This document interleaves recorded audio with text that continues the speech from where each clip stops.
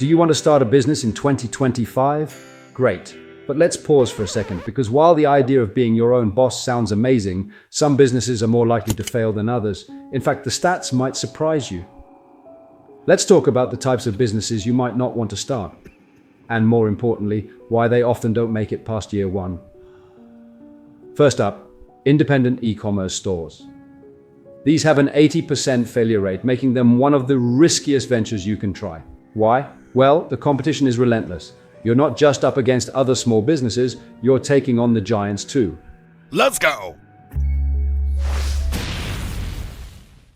Unless you're offering something truly unique, you'll just be throwing money at ads with nothing to show for it. So unless you have savage marketing skills or a budget that would make Levi Strauss look frugal, you're setting yourself up for slaughter. Next, mobile app development businesses.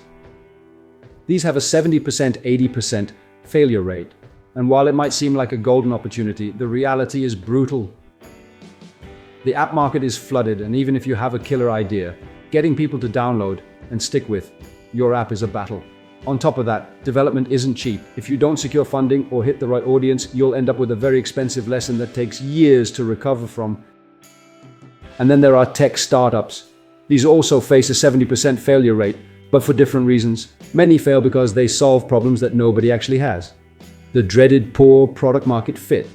Add scalability issues and mismanaged funding into the mix, and you've got a disaster in the making. Tech can still be a goldmine, but you need to validate your idea before going all in.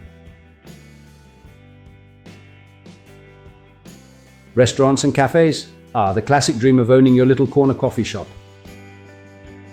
But with a 60%, 70% failure rate, that dream quickly turns into a nightmare. The biggest challenges here are high operational costs and tough competition, plus a bad location can sink you faster than a bad Yelp review. I may not be the sharpest tool in the shed, but I've tried multiple versions of cafes and restaurants, and let me tell you, it's a brutal business that rarely lasts long. So unless you've got a killer concept or a financial death wish, maybe skip this one. Then there's the good old brick and mortar retail store with a 53% failure rate. You've got slightly better odds than before, but not by much. These stores struggle to survive against e-commerce competition. Throw in high rents and declining foot traffic, and it becomes clear why so many close within the first year. If you're determined to go this route, make sure your store offers something that online shopping can't replicate, like an experience, top-notch customer service, or an unforgettable atmosphere. Also, have a financial buffer to ride out the tough times. Finally, event planning businesses. I've actually made some money in this niche, but event planning still comes with a 50% failure rate. The biggest issue here is inconsistent demand.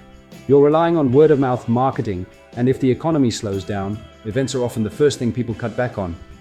To survive, you'll need a strong network and a base of loyal clients. If you really want to go down this road, don't do it with less than a 9-12-month buffer and a cutthroat marketing strategy. So, what's the takeaway? It's not that these businesses can't succeed, plenty of people do, but the odds are stacked against you unless you've got a solid strategy, a clear niche, and the resources to weather the storm when things get rough. In these industries, you're competing with a tough crowd under the harshest circumstances. If you're considering one of these ventures, do your homework. And if you've got questions about starting one of these businesses, drop them in the comments. I'd love to share my experience, give you my take, and hopefully help you avoid some of the pitfalls I've fallen into more times than I care to admit.